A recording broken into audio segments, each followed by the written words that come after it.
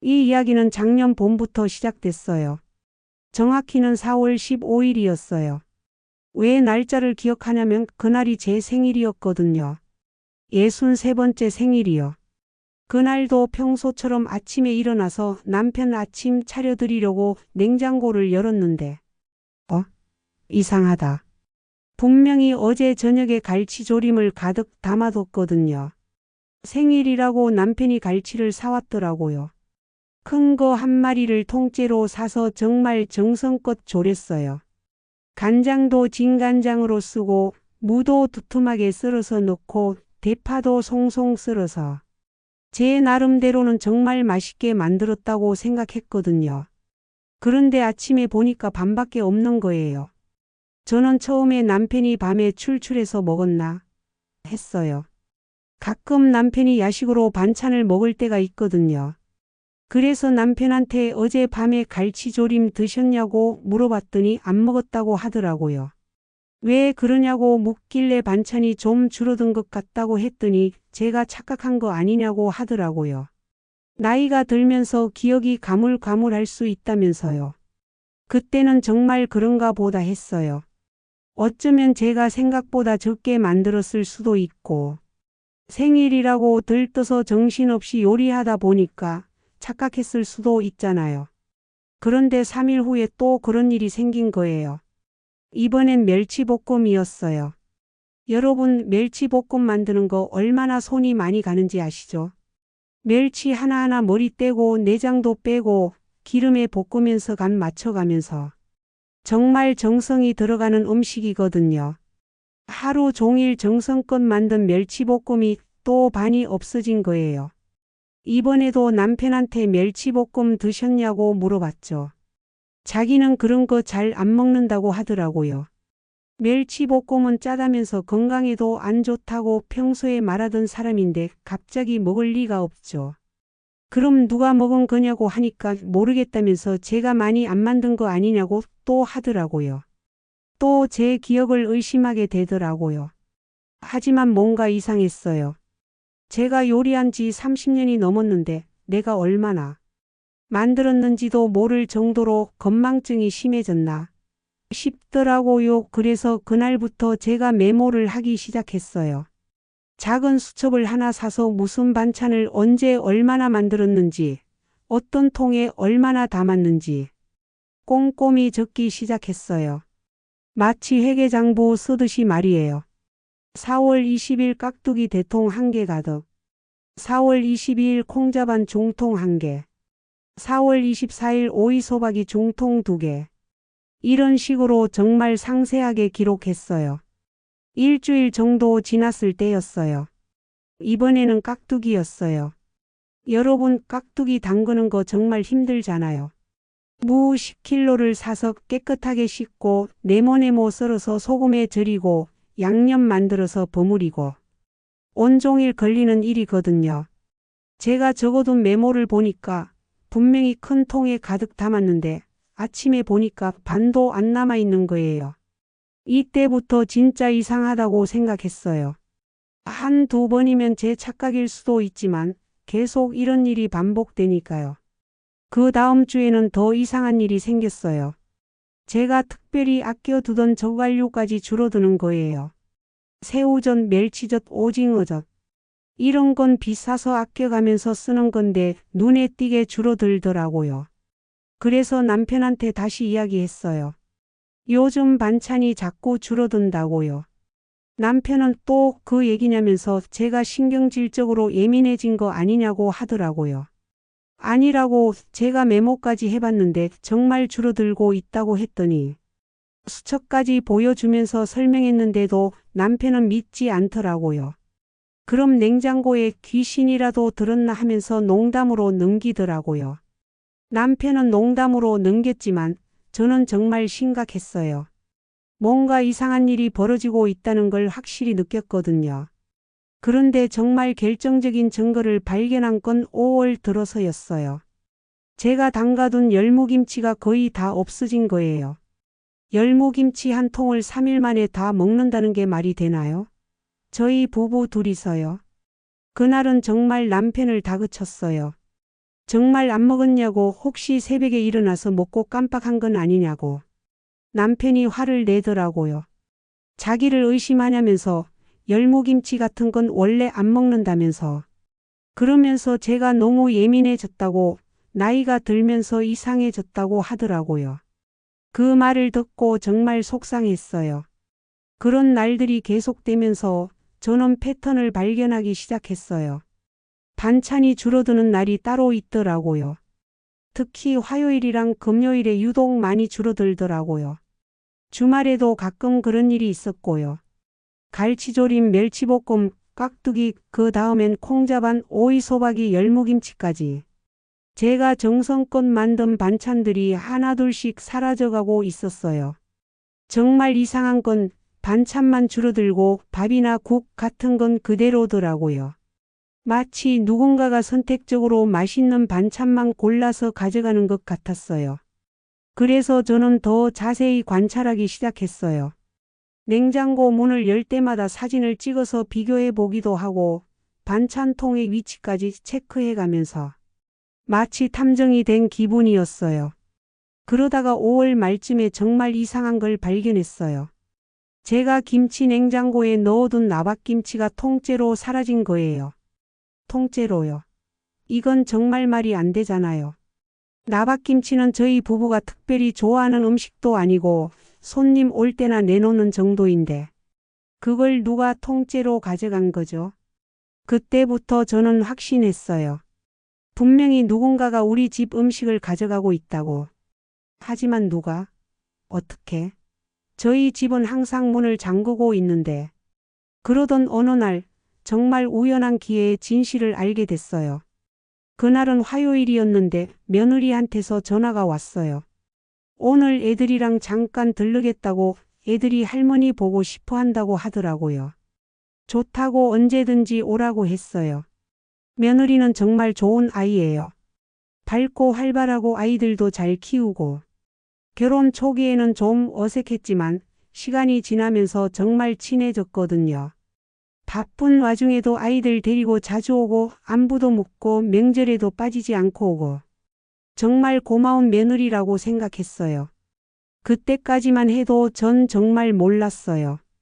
바로 그 며느리가 우리 집 냉장고의 진짜 주인이라는 걸 말이에요. 그날 오후 3시쯤에 며느리가 왔어요. 6살, 4살 되는 손주들을 데리고요. 애들이 할머니 할머니 하면서 뛰어와서 안기니까 정말 세상에서 제일 행복한 순간이었어요. 우리 왔다고 하면서 저한테 안기는 손주들을 보니까 모든 피로가 다 날아가더라고요. 할머니가 얼마나 보고 싶었는지 모른다고 하면서 한참 놀아줬어요. 애들이랑 한참 놀아주고 며느리랑도 이런저런 이야기 나누고 정말 평범한 오후였어요.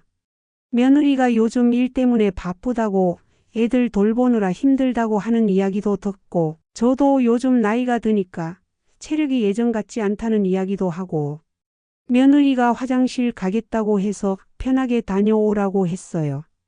저는 거실에서 애들이랑 계속 놀고 있었거든요. 손주가 가져온 새 장난감도 구경하고 유치원에서 배운 노래도 듣고 그림책도 읽어주고. 그런데 며느리가 화장실을 다녀온 다음에 주방으로 가더라고요. 물 좀 마시겠다고 하길래 냉장고에 시원한 물 있다고 했어요. 저는 애들이랑 놀느라 바빴는데 문득 며느리가 너무 조용하다 싶어서 주방 쪽을 쳐다봤어요. 거실에서 주방이 훤히 보이거든요. 오픈 키친이라서요. 그런데 여러분, 제가 그때 본 광경을 어떻게 표현해야 할까요? 며느리가 냉장고 앞에서 물을 마시는 게 아니라 냉장고 안을 이렇게 뒤적뒤적거리고 있는 거예요. 마치 자기 집 냉장고를 정리하는 것처럼요. 아니면 마트에서 장을 보는 것처럼. 처음에는 뭔가 찾고 있나 했어요. 물 말고 다른 마실 걸 찾나? 아니면 애들 줄 간식을 찾나? 그런데 잠깐 뭔가 이상하다. 며느리가 제가 어제 만든 갈치조림 통을 꺼내더라고요. 그러더니 뚜껑을 열어서 냄새를 맡아보고는 그걸 자기가 가져온 에코백에 넣는 거예요. 저는 정말 눈을 의심했어요. 내가 잘못 본 건가? 설마. 아니야, 저게 무슨. 그런데 여기서 끝이 아니었어요. 며느리가 이번에는 멸치볶음 통을 꺼내더라고요. 그것도 에코백에 넣고 그 다음에는 깍두기 통까지. 저는 그 자리에 얼어붙어서 움직일 수가 없었어요. 손주들이 뭔가 말하는 것 같았는데 전혀 들리지 않더라고요. 머리가 하얘지면서 아무 생각이 안 났어요. 며느리가 그렇게 반찬 3개를 챙기고는 정말 태연하게 저한테 왔어요. 마치 아무 일도 없었다는 듯이요. 갈치조림이 너무 맛있다면서 애들이 이거 정말 좋아한다고 조금 가져가도 되냐고 묻더라고요. 그때 저는 정말 뭐라고 대답해야 할지 몰랐어요. 이미 가방에 넣어놓고 허락을 구하는 거잖아요. 그것도 갈치조림만이 아니라 멸치볶음까지, 깍두기까지. 3개나 말이에요. 제가 겨우 그러라고 대답했어요. 목소리가 떨리더라고요. 며느리는 환하게 웃으면서 고맙다고 하더라고요. 정말 감사하다면서 제 손맛을 어떻게 따라가겠냐고 애들이 할머니 음식이 제일 맛있다고 한다고 하더라고요. 그 말을 들으니까 기분이 좀 좋아지긴 했어요. 손주들이 제 음식을 맛있어 한다니. 하지만 뭔가 이상한 기분은 계속 남아 있었어요. 이게 맞나? 이게 정상인가? 그런데 여기서 진짜 충격적인 일이 벌어졌어요. 며느리가 또 냉장고를 열더라고요. 이 오이 소박이도 정말 맛있다면서 이것도 조금 하면서 이번에는 아예 허락을 구하지도 않고 오이 소박이 통을 꺼내서 에코백에 넣더라고요. 그리고는 콩자반까지. 저는 정말 말이 안 나오더라고요.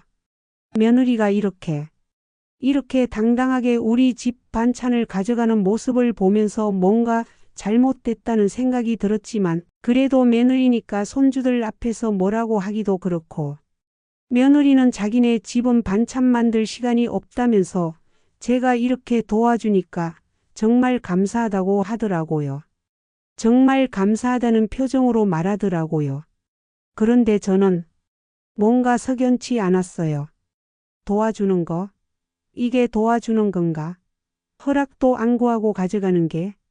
며느리가 그날 가져간 반찬만 해도 갈치조림, 멸치볶음, 깍두기, 오이소박이, 콩자반 5개나 됐어요. 큰 에코백이 꽉 찰 정도였어요. 무게만 해도 5kg는 넘을 것 같더라고요. 애들이랑 1시간쯤 더 놀다가 며느리가 가면서도 정말 고맙다면서 인사를 하더라고요. 어머님 덕분에 며칠 동안 맛있게 먹을 수 있을 것 같다면서. 며느리가 간 후에 저는 한동안 멍하니 있었어요. 방금 일어난 일이 현실인가 싶어서. 꿈은 아니고, 내가 잘못 본 건 아니고, 그날 저녁에 남편한테 이야기했어요. 오늘 며느리가 와서 반찬을 좀 가져갔다고요. 남편은 며느리가 고마워하겠다고 하더라고요. 그런데 좀 많이 가져간 것 같다고 하니까 얼마나 그러더라고요. 5개나 가져갔다고 하니까 남편도 좀 놀라는 표정이었어요. 5개요? 뭘 5개나? 하더라고요. 갈치조림, 멸치볶음, 깍두기, 오이소박이, 콩자반. 하나하나 세어서 말해주니까 남편이 진짜 놀라더라고요. 하지만 며느리가 고맙다고 하고 아이들이 맛있어 한다고 하니까. 하고 말했더니 남편도 그래도 5개는 좀 많은데 하더라고요. 하지만 그때도 저희는 그냥 며느리가 좀 적극적인 편이구나 생각했어요. 설마 허락도 안 구하고 가져가는 건 아니겠지. 그냥 좀 부끄러움이 없는 편인가 보다. 젊은 사람들은 그런 게 있잖아요. 그런데 며칠 후에 정말 깨달았어요. 그동안 사라진 반찬들이 모두 며느리가 가져간 거라는 걸 말이에요. 화요일, 금요일. 며느리가 오는 날과 정확히 일치하더라고요. 그동안 제가 기록해둔 메모와 비교해 보니까 딱 맞아떨어지는 거예요. 저는 정말 충격받았어요. 그동안 제가 건망증인 줄 알았는데, 남편이 몰래 먹는 줄 알았는데, 아니 며느리가? 그런데 여러분 이게 정말 시작에 불과했어요. 이게 일회성이 아니라 매주, 아니 거의 매번 며느리가 올 때마다 반복되는 일이었던 거예요. 다음 주 화요일에 며느리가 또 왔어요. 이번에는 제가 유심히 지켜봤죠. 과연 또 그럴까? 역시 나였어요. 며느리는 또 냉장고로 가서 이번에는 김치를 가져가더라고요. 그것도 한 통 가득. 이제는 확신했어요. 며느리가 우리 집 냉장고를 자기 전용 창고로 생각하고 있다는 걸 말이에요. 그 이후로 며느리는 정말 자주 왔어요. 일주일에 2번, 때로는 3번까지. 처음에는 정말 기뻤어요. 며느리가 저를 좋아해서 자주 오는구나. 손주들도 자주 볼 수 있고. 하지만 이제는 알겠더라고요. 며느리의 진짜 목적이 뭔지. 2번째로 온 날에는 아예 큰 비닐봉지를 2개나 들고 왔더라고요. 장 보고 오는 길에 왔다면서요. 하지만 이제 보니까 그 봉지들이 빈 봉지더라고요. 우리 집 음식을 담아가려고 준비해온 거였어요. 그날은 처음부터 다른 느낌이었어요. 며느리가 인사를 하자마자 바로 냉장고로 가더라고요. 마치 출퇴근하는 직장인처럼 자연스럽게. 김치가 정말 맛있었다면서 자기네 집은 김치 담글 시간이 없어서 항상 사 먹는다고 조금 가져가도 되냐고 하더라고요. 이번에는 허락을 먼저 구하더라고요. 그래서 조금은 다행이다 생각했는데 여러분, 며느리가 말하는 조금이 얼마인 줄 아세요? 김치통을 거의 반을 비우더라고요. 제가 정성껏 담근 배추김치를요. 그것도 한 통이 아니라 2통에서 가져가더라고요. 김치 담그는 거 얼마나 힘든지 아시잖아요. 배추 한 포기 한 포기 다듬고 소금에 절이고 하루 종일 기다렸다가 헹구고 고춧가루 좋은 걸로 사서 양념 만들고 젓갈도 넣고 정말 며칠에 걸쳐서 만드는 건데 며느리는 정말 맛있다면서 계속 칭찬하더라고요. 시판 김치랑은 차원이 다르다면서 이런 맛있는 김치는 처음이라면서 칭찬을 들으니까 기분은 좋았지만 그래도 반을 가져가는 건 좀 아니지 않나요? 그런데 김치만으로 끝이 아니었어요. 이번에는 냉동실을 열기 시작하더라고요. 냉동실이에요. 어차피 2분이서는 이렇게 많은 고기를 언제 다 드시냐면서 자기들이 맛있게 먹겠다고 하더라고요. 그러면서 한우 한 팩을 꺼내더라고요. 그것도 제일 비싼 등심으로. 저는 정말 말이 안 나오더라고요. 그 한우는 제가 남편 생일 때 쓰려고 미리 사둔 건데 한 팩에 8만 원이나 했거든요. 그걸 그냥 가져가는 거예요. 한우만이 아니었어요. 냉동실에 있던 돼지고기, 닭고기까지. 이런 좋은 고기들이 너무 많다면서 자기네 집은 고기가 정말 사치라고 하더라고요. 그 말을 듣고 좀 미안한 마음이 들기도 했어요. 며느리네가 형편이 어려운가?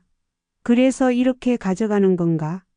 괜찮다고 가져가라고 맛있게 먹으라고 했더니 며느리가 정말 기뻐하더라고요.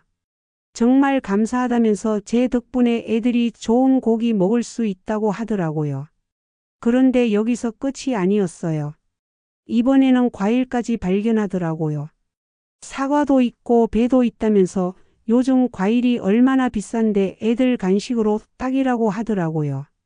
사과 한 박스, 배 한 박스. 제가 며칠 전에 산 것들이었어요. 그것도 비싸다고 망설이다가 손주들 주려고 산 건데 그걸 통째로 가져가려고 하더라고요. 이것도 가져가도 되냐고 해서 저는 또 그러라고 대답할 수밖에 없었어요. 손주들을 위한 거라고 하니까. 그런데 정말 마지막에 며느리가 한 말이 지금도 잊을 수가 없어요. 제가 아끼는 참기름을 보더니 어디서 샀냐면서 냄새가 정말 고소하다고 하더라고요. 비싼 거라고 설명했더니 역시 좋은 것만 쓰신다면서 이거 하나만 가져가도 되냐고 자기들은 이런 비싼 기름은 꿈도 못 꾼다고 하더라고요. 저는 정말 뭐라고 말해야 할지 모르겠더라고요. 참기름 한 병이 2만 원이 넘는 건데 그것도 제가 특별히 좋은 걸로 골라서 산 건데 그런데 며느리는 거기서 끝나지 않았어요. 들기름도 보이더니 이것도 좋아 보인다면서 하나만 더 가져간다 하더라고요. 그날 며느리가 가져간 걸 다시 생각해 보니까 김치 2통, 한우, 돼지고기, 닭고기, 사과 한 박스, 배 한 박스, 참기름, 들기름. 도대체 얼마어치인지 계산도 안 되더라고요. 제가 나중에 영수증을 뒤져서 계산해 보니까 30만 원어치는 좋게 됐어요. 30만 원이요. 며느리는 정말 만족스러운 표정으로 정말 감사하다면서 자기 가족이 일주일 동안 잘 먹을 수 있을 것 같다고 하면서 갔어요. 일주일? 30만 원어치 음식으로 일주일만 먹는다고요? 그날 저녁에 남편한테 이야기했어요. 오늘 며느리가 또 많이 가져갔다고요. 뭘 가져갔냐고 해서 김치부터 시작해서 하나하나 다 말해줬어요. 남편이 깜짝 놀라더라고요. 30만 원어치나 되냐고요. 제가 계산까지 해서 보여주니까 정말 놀라는 표정이었어요. 하지만 그때도 남편은 며느리를 감쌌어요. 그래도 며느리가 형편이 어렵다고 하니까 우리가 도와줘야 하는 거 아니냐고. 우리가 돈이 없는 것도 아니고. 하지만 저는 뭔가 이상했어요. 정말 형편이 어려운 사람이 이렇게 할까? 정말 어려우면 좀 미안해하지 않을까? 부끄러워하지 않을까? 그런데 며느리는 전혀 그런 기색이 없었어요. 오히려 당당했어요. 마치 당연한 권리인 것처럼. 그런데 여러분, 이게 정말 시작이었어요. 그 다음부터는 정말 상상도 못할 일들이 벌어지기 시작했어요. 세 번째로 왔을 때는 아예 대놓고 이런 말을 하더라고요. 어차피 가족끼리인데 뭘 그렇게 따지냐면서 이런 거 하나하나 허락받고 해야 하냐고 하더라고요. 그러면서 시어머니가 며느리한테 이런 걸로 뭐라고 하는 집이 어딨냐면서 좀 이상하지 않냐고 하더라고요. 여러분, 제가 이상한 건가요? 허락도 안 구하고 가져가는 게 당연한 건가요? 네 번째 왔을 때는 더 했어요. 이번에는 제가 명절 준비하려고 사둔 재료들까지 보더니 이런 것들은 언제 쓰냐면서 자기가 먼저 써도 되냐고 하더라고요. 대추, 밤, 곶감, 한가까지. 제가 추석 준비하려고 미리 사둔 것들인데 그걸 다 가져가더라고요. 다섯 번째는 정말 어이가 없었어요. 이번에는 제가 건강을 위해서 사둔 홍삼까지 보더니 이런 좋은 건 젊은 사람이 먹어야 효과가 있다면서 가져가더라고요. 홍삼 한 박스가 50만 원짜리였는데 그걸 그냥 가져가는 거예요. 젊은 사람이 먹어야 한다면서. 그 순간 저는 정말 화가 났어요. 하지만 그래도 며느리니까 손주들도 있고 참았어요. 하지만 속으로는 정말 끌어올랐어요. 이게 맞나? 이게 며느리가 할 짓인가? 여러분, 제가 이상한 건가요? 허락도 안 구하고 가져가는 게 당연한 건가요? 그날 밤에 남편한테 정말 진지하게 이야기했어요. 며느리가 너무 심한 것 같다고요. 뭐가 심하냐고 하길래 매번 와서 냉장고를 털어간다고, 그것도 허락도 안 구하고 당연하다는 식으로 한다고 했어요. 이번에는 홍삼까지 가져갔다고 하니까 남편도 좀 놀라더라고요. 하지만 며느리가 나쁜 마음으로 하는 건 아니라면서 형편이 어려우니까 그런다고 하더라고요. 하지만 이건 좀 아닌 것 같다고 한두 번이면 모르겠는데 매번 이런 식이면 하니까 남편이 한숨을 쉬더라고요. 제가 너무 예민한 거 아니냐면서 그냥 가족끼리 나눠 먹는 거지 뭘 그러냐고 며느리가 그렇게 나쁜 애냐고 하더라고요. 나쁘다는 게 아니라고 했더니 며느리가 고마워하고 있다면서 시어머니 음식이 맛있다고 자랑도 한다는데 그런 며느리가 어디 있냐고 하더라고요. 남편은 저를 전혀 이해해 주지 않았어요. 오히려 제가 예민하고 인색하다는 식으로 말하더라고요. 그리고 우리가 돈이 없는 것도 아니고 며느리네가 어려우면 도와주는 게 당연한 거 아니냐고 자식 같은 며느리한테 그렇게 째째하게 굴면 되냐고 하더라고요. 째째하게요? 제가 째째하게 굴고 있다는 거예요? 그래서 아들한테 전화를 했어요. 아들이라도 이해해 주겠지. 말 좀 하자고 하니까 무슨 일이냐면서 회사에서 좀 바쁘다고 하더라고요. 며느리가 우리 집에 올 때마다 반찬을 너무 많이 가져간다고 하니까 엄마가 만들어주시는 거 정말 고마워한다면서 집에 와서도 항상 제 칭찬을 한다고 하더라고요. 하지만 허락도 안 구하고 너무 많이 가져가는 것 같다고 하니까 가족끼리 그런 걸로 뭘 그러냐면서 자기들도 매번 폐 끼치는 게 죄송하다고 하더라고요. 그게 아니라고 하니까 아내가 어머님을 좋아해서 자주 가는 건데 그런 걸로 상처 주면 안 된다면서 아내의 성격을 아시지 않냐면서 좀 솔직한 편이긴 하지만 나쁜 마음은 없다고 하더라고요. 솔직한 편이요? 그게 솔직한 거예요? 허락도 안 구하고 가져가는 게 아들까지도 며느리 편을 드는 거예요. 저는 정말 답답했어요. 제 친아들인데도 그래도 매번 30만 원씩 50만 원씩 가져가면 하니까 그렇게 많이 가져가냐면서 아들이 좀 놀라는 것 같았어요.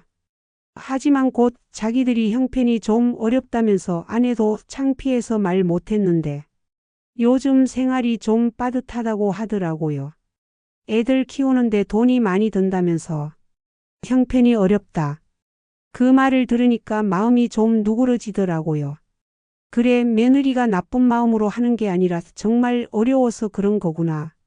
알겠다고 제가 좀 예민했나 보다고 했더니 이해해달라면서 아내한테는 이런 얘기 했다고 말하지 말아달라고 상처받을 수 있다고 하더라고요. 전화를 끊고 나니까 제가 너무 인색하게 굴었나 싶더라고요. 며느리가 정말 어려워서 그런 건데 시어머니인 제가 좀 더 이해해줘야 하는 거 아닌가. 하지만 며칠 후에 정말 충격적인 일이 벌어졌어요. 제가 우연히 며느리가 인스타그램에 올린 사진을 봤거든요. 아들이 보여줬어요. 며느리가 맛있는 음식 사진을 올렸다면서. 그런데 그 사진 속에 제가 만든 갈치조림이 있는 거예요.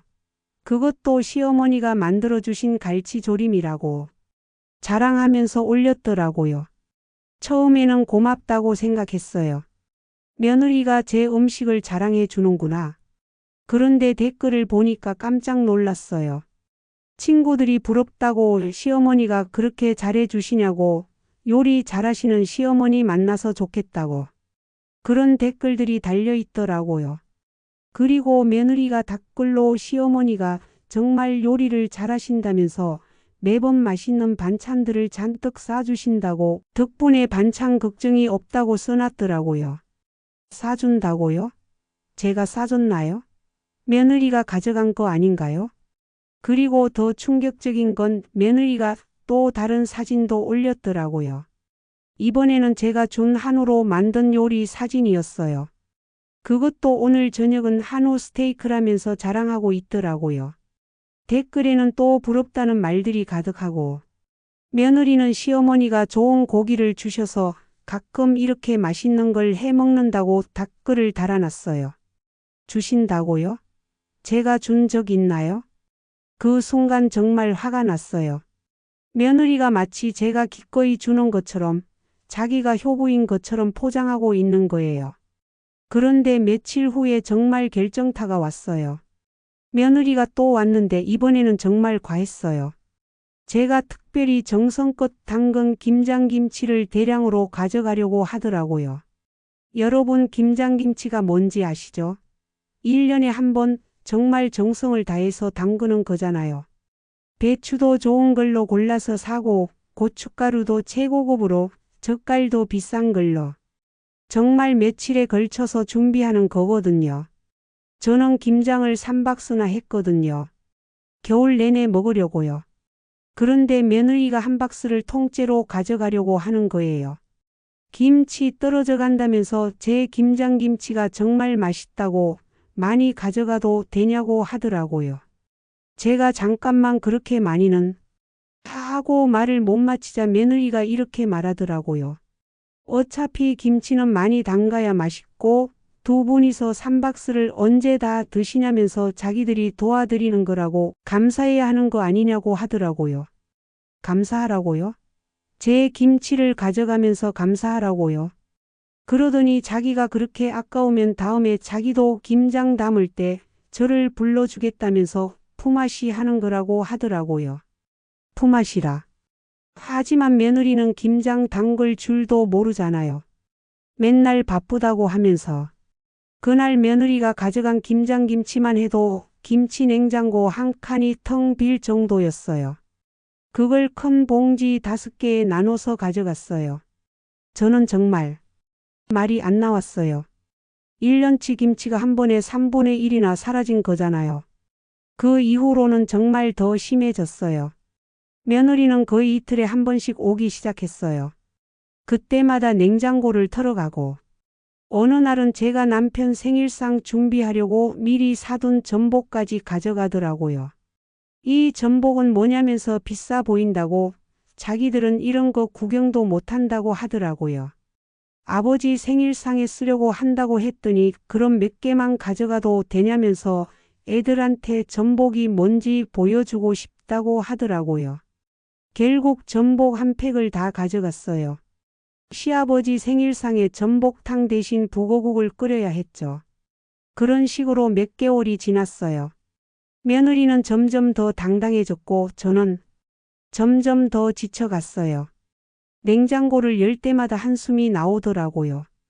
또 뭘 가져갔나 하면서 확인하게 되고 새로운 반찬을 만들 때도 이것도 가져갈 텐데 하는 생각이 먼저 들고 마트에서 장을 볼 때도 우울했어요. 이거 사봤자 며느리가 다 가져갈 텐데 하는 생각이 들어서요. 정말 우울했어요. 요리하는 재미도 없어지고 장 볼 때도 기분이 안 좋고 제 집 냉장고가 제 것 같지 않더라고요. 어느 날은 정말 황당한 일도 있었어요. 며느리가 제 화장품까지 보더니 이거 어디 제품이냐면서 관심을 보이더라고요. 그러더니 자기 피부에 안 맞는 제품을 쓰고 있다면서 이거 하나만 써봐도 되냐고 하더라고요. 화장품까지요. 이제는 음식이 아니라 화장품까지. 그런데 정말 결정적인 사건이 터졌어요. 어느 날 오후였어요. 평소보다 며느리가 일찍 왔더라고요. 이 시점? 보통은 3시 40쯤 오는데 그날은 유난히 일찍 왔어요. 애들이 할머니 보고 싶다고 해서 일찍 왔다고 하더라고요. 그런데 그날은 애들이 특히 칭얼대더라고요. 졸리다고 하고 간식 달라고 하고 며느리도 좀 예민해 보였어요.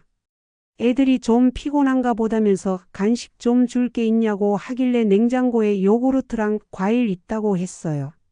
며느리가 냉장고로 가더니 이번에는 정말 대놓고 뒤져보기 시작하더라고요. 평소보다 훨씬 더 적극적으로. 마치 자기 집인 것처럼. 이 새우젓은 어디서 샀냐면서 냄새가 정말 좋다고 하더라고요. 시장에서 샀다고 하니까 이거 하나 가져가도 되냐면서 자기들은 이런 좋은 젓갈 못 사 먹는다고 하더라고요. 새우젓까지. 그것도 제가 김장할 때 쓰려고 비싸게 산 건데. 그런데 바로 그때였어요. 현관문에서 인터폰 소리가 나더라고요. 택배라고 하더라고요. 제가 문을 열러 나갔는데 택배 기사님 옆에 우리 옆집 김 여사가 서 있는 거예요. 인사를 했더니 자기도 택배 받으려고 나왔다가 만났다고 하더라고요. 그런데 김 여사 표정이 좀 이상했어요.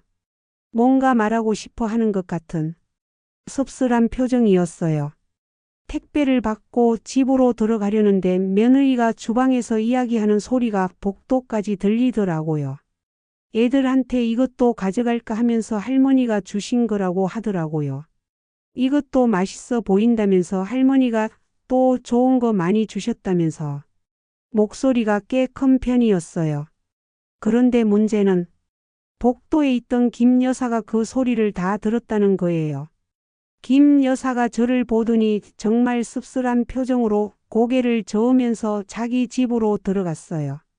그 표정이 정말 동정하는 것 같았어요. 그 순간 저는 정말 땅에 구멍이라도 있으면 들어가고 싶었어요. 며느리가 떠난 후 며칠 동안은 괜찮았어요. 그런데 일주일 후에 슈퍼에 장 보러 갔는데 동네 아줌마들이 모여서 이야기하고 있더라고요. 저를 보자마자 갑자기 조용해졌어요. 그런데 제가 다른 쪽으로 가니까 다시 수군거리는 소리가 들리더라고요.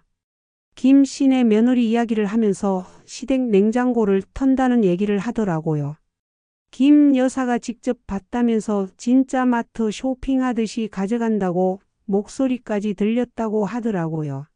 세상에 그래도 그렇지 시댁 냉장고를 하는 소리도 들리고 요즘 며느리들이 그렇다더라. 뻔뻔하다더라 하는 소리도 들리더라고요. 저는 정말 기가 빨갛게 달아올랐어요. 숨이 막힐 것 같더라고요. 그런데 더 충격적인 건 김 여사가 저를 보더니 이렇게 말한 거예요. 며느리가 참 알뜰하다면서 집안 살림 하나는 정말 잘하시는 것 같다고 하더라고요. 그 말투가 정말 비꼬는 투였어요. 조롱하는 것 같았어요. 저는 뭐라고 대답해야 할지 정말 모르겠더라고요. 그냥 네 그래요 하고 얼른 그 자리를 벗어났어요. 집에 오는 길에 또 다른 이웃을 만났어요. 요즘 며느리가 자주 온다면서 부지런하다고 하더라고요. 그런데 매번 큰 봉지 들고 가던데 뭘 그렇게 많이 가져가냐고 묻더라고요. 이 사람도 알고 있더라고요. 며느리가 우리 집에서 뭔가를 많이 가져간다는 걸. 그 다음 날은 더 심했어요. 건물관리사무소 앞에서 또 다른 이웃을 만났는데 며느리가 참 효부라면서 그런데 좀 과하지 않냐고 하더라고요. 과하다는 게 뭐냐고 물어봤더니 매번 이것저것 많이 가져가는 게 좀 하면서 말을 흐리더라고요. 동네 사람들이 다 알고 있었어요. 며느리가 우리 집에서 음식을 많이 가져간다는 걸. 집에 와서 거울을 보니까 제 얼굴이 정말 초라해 보이더라고요. 동네에서 며느리가 시댁 냉장고를 터는 집의 불쌍한 시어머니가 된 거예요. 그날 저녁에 남편한테 이야기했어요. 큰일 났다고요. 왜 그러냐고 하길래 동네에서 소문이 났다고 며느리가 우리 집 냉장고를 털어간다고 소문이 났다고 했어요. 뭐라고 하길래 김 여사가 봤나 보다고 며느리가 음식 가져가는 거를 봐서. 동네에 소문이 났다고 하니까 남편도 당황하더라고요. 그럼 어떻게 하냐고 하길래 모르겠다고 너무 창피해서 동네를 어떻게 다니겠냐고 했어요. 그때서야 남편도 심각성을 깨달은 것 같았어요. 며느리한테 말해야겠다고 하더라고요. 어떻게 말하냐고 했더니 좀 조심하라고 하더라고요. 하지만 저는 이미 결심하고 있었어요. 더 이상은 안 되겠다. 뭔가 확실한 조치를 취해야겠다고. 그런데 정말 마지막 결정타가 있었어요. 며칠 후에 동네 카페에 갔는데 거기서 여러 아줌마들이 모여 있더라고요. 저를 보자마자 또 조용해졌어요. 그런데 제가 커피를 주문하고 기다리는 동안 옆 테이블에서 들린 이야기가 정말 충격적이었어요. 김 씨네 며느리가 시어머니를 호구로 본다는 이야기를 하더라고요. 매번 와서 음식을 싹 쓸어간다면서 시어머니는 뭐라고 못한다면서. 그리고 누군가가 그래도 며느리가 고마워하기라도 하냐고 하니까 다른 사람이 오히려 당당하다면서 인스타그램에 자랑까지 한다고 하더라고요. 인스타그램 이야기까지. 동네 사람들이 며느리 인스타그램까지 보고 있다는 거예요. 그때 정말 제 자존심이 완전히 무너졌어요. 저는 커피도 못 마시고 그냥 집으로 왔어요. 그리고 결심했어요. 더 이상은 정말 안 되겠다고. 다음 날 마트에 갔어요. 그리고 자물쇠를 샀어요. 냉장고에 채울 수 있는 자물쇠를요. 점원이 신기해 하더라고요. 냉장고에 자물쇠를 채신다고 하니까요. 특별한 사정이 있다고 했어요. 집에 와서 조심스럽게 냉장고에 자물쇠를 채웠어요. 손이 떨리더라고요. 이런 날이 올 줄 누가 알았겠어요. 남편이 퇴근해서 보더니 깜짝 놀라더라고요. 진짜로 자물쇠를 채웠구나 하더라고요. 더 이상은 안 될 것 같다고 했더니 며느리가 보면 뭐라고 할지 하더라고요. 그건 그때 가서 생각하자고 했어요. 이미 저는 각오가 서 있었거든요. 며칠 후에 며느리가 왔어요. 자물쇠를 채운 후 처음이었어요. 드디어 진짜 승부를 볼 때가 온 거죠. 이제 정말 마지막 이야기를 들려드릴게요. 여러분, 과연 냉장고 자물쇠가 해결책이 됐을까요? 결과를 먼저 말씀드리면 아니었어요. 오히려 더 큰 문제의 시작이었죠. 계속 들어보세요. 며느리가 평소처럼 애들 데리고 와서 인사를 했어요. 애들이 할머니 할머니 하면서 안기니까 마음이 좀 누그러지더라고요. 그래도 손주들은 정말 예쁘잖아요. 한참 놀아주다가 며느리가 목마르다면서 물 좀 마시겠다고 주방으로 갔어요. 저는 긴장하면서 지켜봤죠. 드디어 자물쇠를 발견하겠구나. 며느리가 냉장고 손잡이를 잡더니 갑자기 멈추더라고요. 자물쇠를 발견한 거죠. 며느리가 어머님 이게 뭐냐고 물어보더라고요. 목소리가 정말 당황스러워 보였어요. 저는 마음을 단단히 먹고 대답했어요. 냉장고 고장이 나서 문이 자꾸 열려서 자물쇠를 채워뒀다고 했어요. 거짓말이었죠. 하지만 직접적으로 말하기에는 너무 민망했어요. 며느리가 그럼 어떻게 여냐고 하길래 열쇠 주머니에서 꺼내서 열어줬어요. 손이 떨리더라고요. 냉장고가 열리자 며느리가 평소처럼 이것저것 보더라고요.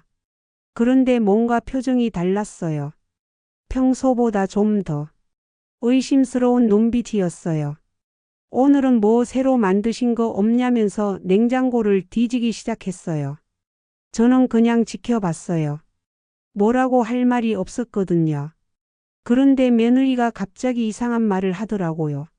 냉장고에 왜 자물쇠를 채우냐면서 정말 고장이냐고 물어보더라고요. 못 들은 척하고 있었더니 며느리가 또 물어보더라고요. 어머님한테는 뭐 숨길 게 있으시냐고 하더라고요. 그 순간 저는 정말 어떻게 대답해야 할지 몰랐어요. 며느리가 눈치챈 것 같았거든요. 저도 모르게 얼굴이 빨개지더라고요. 며느리가 그걸 보더니 확신에 찬 표정이 되더라고요. 혹시 자기가 음식 좀 가져간다고 해서 그런 건 아니냐고 직접적으로 물어보더라고요. 저는 당황해서 아니라고 했어요. 그럼 왜 자물쇠냐고 하더라고요. 며느리의 목소리가 점점 날카로워지더라고요. 애들도 할머니 왜 그러냐면서 걱정하는 소리를 내고 그때 며느리가 정말 충격적인 말을 했어요. 어머님이 그렇게 아깝게 생각하시는 줄 몰랐다면서 가족끼리 음식 좀 나눠 먹는 게 그렇게 싫으냐고 하더라고요. 가족끼리 나눠 먹는다고요? 나눠 먹는다고요? 저는 목소리가 떨리면서 그게 아니라고 미리 말만 해주면 하고 말했어요. 미리 말하라고요? 지금까지 한 번도 안 된다고 하신 적 없다면서 목소리가 높아지더라고요. 애들이 무서워하면서 울음을 터뜨리기 시작했어요. 며느리가 자기가 뭘 잘못했냐면서 정말 화를 내더라고요.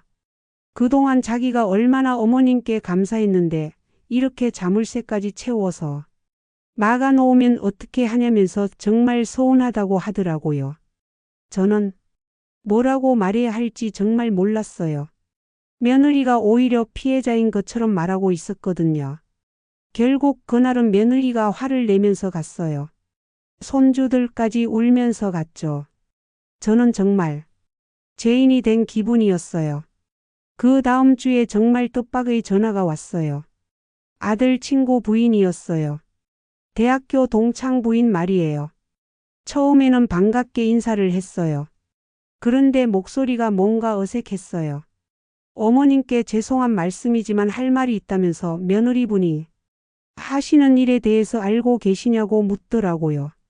무슨 일이냐고 했더니 며느리가 인스타그램에서 반찬 장사를 한다면서 그런데 그 반찬들이 모두 어머님이 만드신 거라고 광고하고 있다고 하더라고요. 저는 정말 충격받았어요. 며느리가 제 음식을 팔고 있었다고요? 그분이 스크린샷까지 보내주더라고요. 며느리 인스타그램을 보니까 정말 어이가 없더라고요. 제가 만든 김치, 갈치조림, 멸치볶음 모든 게 다 올라와 있었어요. 시댁의 정성스러운 손맛이라는 제목으로 말이에요. 가격을 보고 더 놀랐어요. 김치 1kg에 2만원, 갈치조림 한 통에 3만원. 제가 만든 음식을 이렇게 비싸게 팔고 있었던 거예요. 댓글들도 가관이었어요. 단골 손님들이 많더라고요. 다들 맛있다고, 진짜 시댁 어머님이 해주신 거냐고, 정성이 느껴진다고. 며느리는 시어머니가 30년 넘게 요리하신 분이라면서 정말 특별한 손맛이 있다고, 자기는 그냥 배달만 도와드리는 거라고 댓글을 달아놨더라고요. 배달만 도와드린다고요? 제가 언제 부탁했나요? 그 순간 모든 퍼즐이 맞춰졌어요. 왜 며느리가 그렇게 자주 왔는지, 왜 그렇게 당당했는지, 왜 특정 음식만 골라서 가져갔는지. 며느리는 제 음식으로 장사를 하고 있었던 거예요. 그것도 제 허락도 없이. 저는 바로 아들한테 전화를 했어요. 며느리가 제 음식으로 장사한다는 걸 알고 있냐고 했더니 아들이 깜짝 놀라더라고요. 잠깐만 뭔 소리냐면서 정말 모른다는 투였어요. 며느리가 부업한다는 건 알았지만 어머님 음식을 판다는 건 몰랐다고 하더라고요. 저는 스크린샷까지 보내줬어요. 아들이 확인해 보겠다고 하더라고요. 1시간 후에 아들한테서 전화가 왔어요. 목소리가 정말 충격받은 것 같았어요. 아내에게 물어봤더니 처음에는 부인하더니 증거까지 보여주니까 인정했다고 하더라고요. 정말 어머님 음식을 팔고 있었다고. 그런데 며느리 변명이 가관이었어요. 어머님이 워낙 많이 만들어 주셔서 버리기 아까워서 판 거라고, 나쁜 마음이 아니었다고 하더라고요. 버리기 아깝다고요?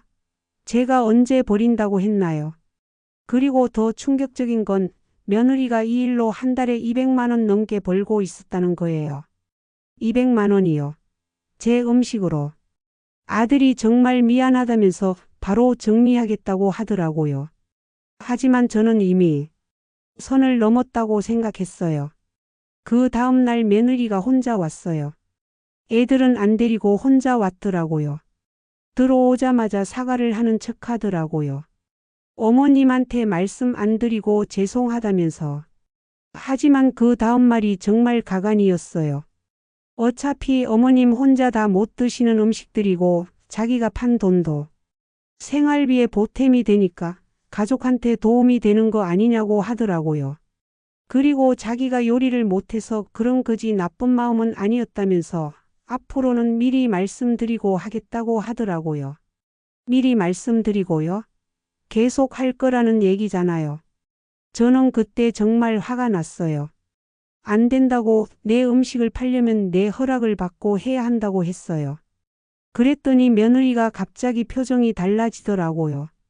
그럼 앞으로는 어떻게 하냐면서 자기가 이 일로 생기는 수입이 한 달에 200만 원이 넘는다고, 이제 단골 손님도 많은데 갑자기 그만둘 수는 없다고 하더라고요. 저는 정말 기가 막혔어요. 제 허락도 없이 제 음식으로 장사해서 200만 원씩 벌어놓고는 이제 그만둘 수 없다고요. 그럼 지금까지 가져간 음식값을 다 계산해서 갚으라고 하냐면서 며느리가 갑자기 화를 내기 시작했어요. 자기도 그동안 시댁에서 받은 스트레스가 많다면서 매번 와서 눈치 보면서 가져가는 것도 힘들었다고, 어머님이 진짜 싫어하시는 줄 알았으면 안 했을 거라고 하더라고요. 그러면서 어머님이 자물쇠까지 채워서 자기를 도둑 취급한다면서 정말 기분 나쁘다고 남편한테도 다 말했다고 하더라고요. 도둑 취급이요? 실제로 훔쳐간 거 아닌가요? 그때 며느리가 진짜 본 모습을 드러냈어요. 어차피 어머님도 혼자 다 못 드시고 상할 음식들이니까 자기가 활용하는 게 낫다면서 오히려 감사해야 하는 거 아니냐고 하더라고요. 그리고 자기 인스타그램 팔로워들이 어머님 음식을 정말 좋아한다면서 어머님도 유명해지신 거 아니냐고, 나중에는 어머님 이름으로 요리책도 낼 수 있을 거라고 하더라고요. 제 이름으로 요리책까지 내겠다고요? 제 허락도 없이요? 저는 더 이상 참을 수 없었어요. 며느리한테 똑똑히 말했어요. 지금까지 가져간 음식들의 목록을 하나하나 읽어주면서 이게 도둑질이 아니고 뭐냐고, 이걸로 장사해서 200만 원씩 번 것도 안다고 했어요. 며느리 얼굴이 새하얗게 되더라고요. 그러더니 갑자기 화를 내면서 자기가 그동안 시댁에서 받은 스트레스를 생각하면 그 정도는 당연한 거라고, 며느리가 시댁에서 이런 걸로 구박받는 집이 어딨냐고 소리치더라고요. 그리고 정말 충격적인 말을 하더라고요. 어머님이 그렇게 나오시면 자기도 가만히 있지 않겠다면서 지금까지 참고 살았는데 이제는 못 참겠다고 하더라고요. 뭘 참았다는 거냐고 했더니 어머님이 자기를 무시하고 함부로 대한다면서 맨날 음식 투정에 이것저것 간섭하고 이제는 자물쇠까지 채워서 모욕을 준다고 하더라고요. 제가 언제 무시했나요? 언제 함부로 대했나요? 며느리가 마지막에 한 말이 정말 잊을 수가 없어요. 어머님이 그렇게 나오시면 앞으로는 아예 안 오겠다면서 손주들도 데리고 오지 않겠다고 어머님 같은 시어머니를 둔 자기가 불쌍하다고 하더라고요. 그리고 밖에 나가면서 이웃들한테도 다 말하겠다면서 시어머니가 며느리를 어떻게 대하는지 동네에 소문 내겠다고 하더라고요. 손주들을 볼모로 잡고 동네 소문까지 협박하는 거였어요. 며느리가 간 후에 저는 정말 절망했어요. 하지만 이상하게도 후회는 안 됐어요. 오히려 속이 시원했어요. 그날 저녁에 남편과 이야기했어요. 이제 정말 끝났다고 며느리와는 더 이상 만나고 싶지 않다고 했어요. 남편이 그래도 손주들은 어떻게 하냐고 하더라고요. 저도 마음이 아팠지만 이미 선택한 길이었어요. 며칠 후에 아들한테서 전화가 왔어요.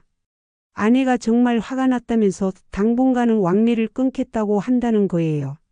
그리고 아들도 어머님이 너무 심하셨다면서 아내가 그렇게 나쁜 마음으로 한 게 아닌데 왜 그렇게까지 하셨냐고 하더라고요. 저는 아들한테 며느리가 제 음식으로 장사한 것도 모르고 있었냐고 했어요. 한 달에 200만 원씩 벌었다는 것도요. 아들이 잠시 말이 없더니 그래도 가족끼리 그렇게까지 할 일은 아니었다면서 이제 어떻게 하냐고 하더라고요. 저는 분명히 말했어요. 며느리가 사과할 때까지는 만나지 않겠다고. 진짜 사과 말이에요.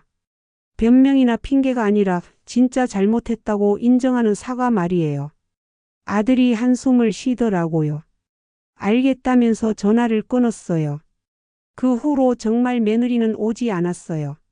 한 달, 두 달. 손주들도 못 봤어요. 하지만 이상하게도 저는 편했어요. 냉장고를 열 때마다 뭔가 사라져 있을까 하는 걱정도 안 하고 정성껏 만든 음식을 마음 편히 먹을 수 있었어요. 그런데 한 달 후에 정말 놀라운 일이 벌어졌어요. 동네 김 여사가 저한테 와서 말하더라고요. 며느리가 동네에서 저 욕을 하고 다닌다는 거예요. 시어머니가 며느리를 도둑 취급한다면서 냉장고에 자물쇠까지 채웠다면서 동네 곳곳에서 이야기하고 다닌다는 거예요. 하지만 김 여사가 이렇게 말하더라고요. 사실 동네 사람들이 다 알고 있었다고요.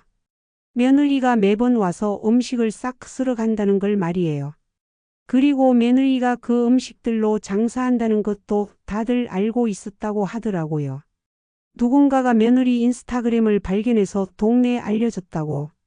김 여사가 오히려 제가 너무 오래 참았다면서 자기라면 진작에 쫓아냈을 거라고 하더라고요. 그 말을 듣고 저는 정말 안도감이 들었어요. 제가 이상한 게 아니었구나. 정상적인 반응이었구나. 다른 이웃들도 하나둘씩 와서 말하더라고요.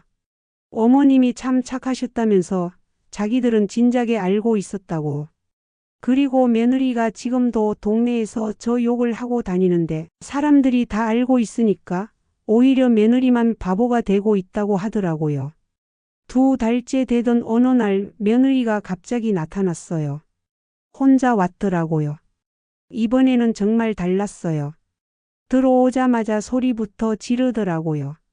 어머님 때문에 자기가 얼마나 힘든지 아시냐면서 동네에서 손가락질 받고 있다고 인스타그램 장사도 못하게 돼서 수입이 끊겼다고 하더라고요.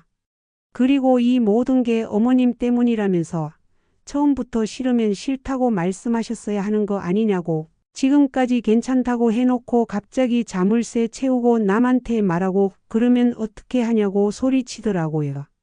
저는 정말 어이가 없었어요. 언제 괜찮다고 했나요? 제가 언제 허락했나요? 며느리가 어쨌든 지금까지 가져간 음식값은 다 갚겠다면서 대신 앞으로는 정말 일절 오지 않겠다고 손주들도 절대 보여주지 않겠다고 하더라고요. 그리고 마지막에 정말 충격적인 말을 했어요. 어머님 같은 분은 며느리 없이 사시는 게 낫겠다면서 자기도 이런 시어머니는 정말 처음이라고 하더라고요. 저는 더 이상 들을 수 없었어요. 그만 나가달라고 했어요. 며느리가 나가면서 마지막에 던진 말이 정말 독했어요. 외롭게 늙어가시라고 손주들 얼굴도 이제 못 보실 거라고 하더라고요. 며느리가 간 후에 저는 며칠 동안 정말 우울했어요. 손주들 생각이 나서 눈물도 났고. 하지만 시간이 지나면서 깨달았어요. 제가 올바른 선택을 했다는 걸 말이에요. 동네 사람들도 모두 제 편이었어요. 며느리가 동네에서 저 욕을 하고 다니니까 오히려 사람들이 며느리를 이상하게 보기 시작했다고 하더라고요. 김 여사가 말하길 며느리가 시어머니 욕을 하는 걸 보니까 정말 인성이 의심된다면서 그런 며느리를 둔 시어머니가 불쌍하다고 다들 말한다더라고요. 그리고 며느리 인스타그램도 결국 신고가 들어가서 계정이 정지됐다고 하더라고요. 누군가가 타인의 음식을 허락 없이 팔고 있다고 신고한 것 같다고. 한 달 후에 아들이 왔어요. 혼자 왔더라고요. 정말 죄송하다면서 자기가 아내를 제대로 못 관리해서 어머님께 이런 일이 생겼다고 고개를 숙이더라고요. 하지만 아내와는 이혼할 생각은 없다면서 대신 당분간은 어머님과 만나지 않겠다고 하더라고요. 아이들은 어떻게 할 거냐고 했더니 아내 쪽 부모님이 돌봐주신다고 하더라고요. 그 말을 듣고 저는 정말 서운했어요. 결국 손주들과도 이별하게 된 거잖아요. 그렇게 6개월이 지났어요. 그동안 아들도 며느리도 손주들도 아무도 오지 않았어요. 냉장고 자물쇠는 아직도 그대로 있어요. 이제는 필요 없지만 왠지 뜯어내기가 싫더라고요. 제가 지킨 마지막 자존심 같아서요. 동네 사람들은 가끔 며느리 소식을 전해줘요. 며느리가 다른 동네로 이사 갔다고 인스타그램도 새로 만들어서 다시 장사를 시작했다고. 이번에는 친정어머니 음식이라고 광고하고 있다더라고요. 참 웃기죠? 가끔 손주들 생각이 나서 마음이 아파요. 하지만 후회는 안 해요. 제가 틀렸다고 생각하지 않거든요. 남편도 이제는 제 편이에요. 처음에는 며느리를 감쌌지만 진실을 알고 나서는 정말 화가 났다고 하더라고요. 요즘 저는 혼자 요리하는 재미를 다시 찾았어요.